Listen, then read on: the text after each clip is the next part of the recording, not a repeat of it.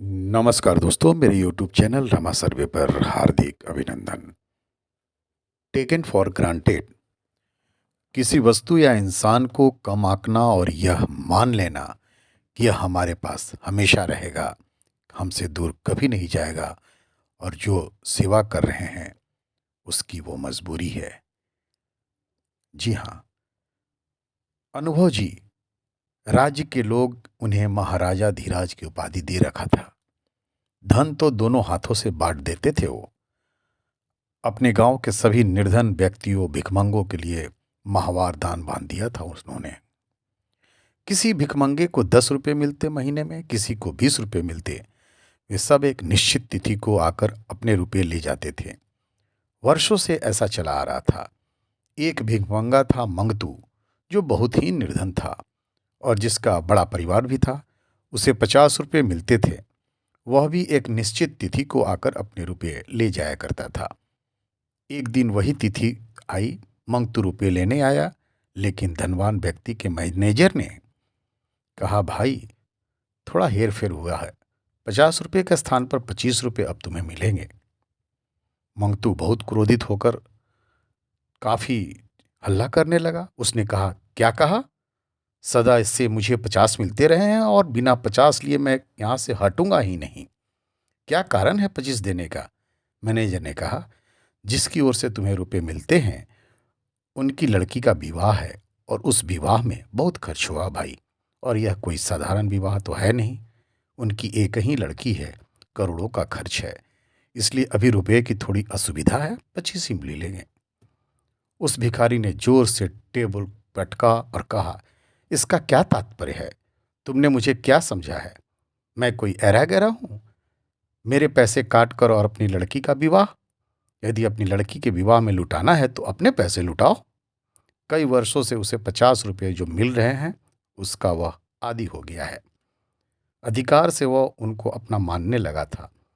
उसमें से 25 काटने पर वह काफी विरोध करने लगा और यहां तक आत्महत्या तक की बात भी कह डाली। जिस पैसे को वो अपना समझने लगा था वो वास्तव में उसका था ही नहीं। मतलब दोस्तों, जिसको जो मिला है जीवन में उसे वो अपना मान रहे हैं।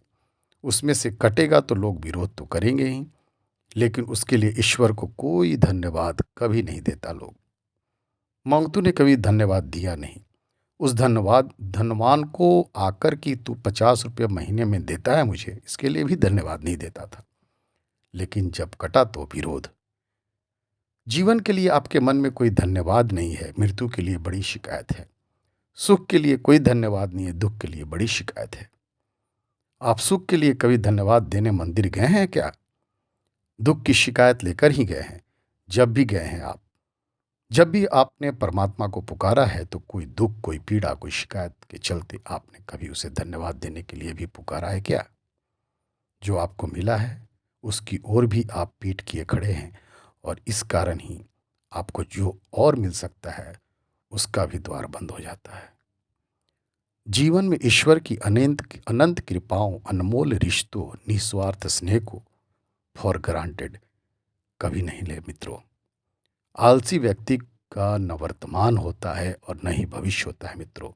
जो व्यक्ति आलस्य से समय को नष्ट करते हैं, एक दिन समय भी उन्हें नष्ट कर देता है।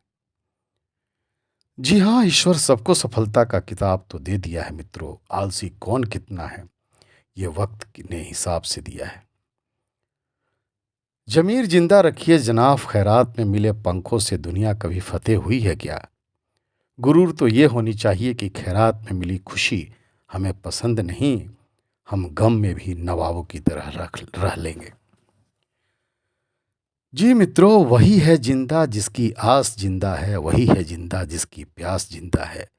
श्वास लेने का नाम ही जिंदगी नहीं मित्रों, जिंदा वही है जिसका अपने जिस्मानी ताकत का विश्वास जिंदा है।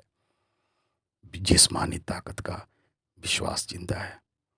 बहुत बहुत धन्यवाद।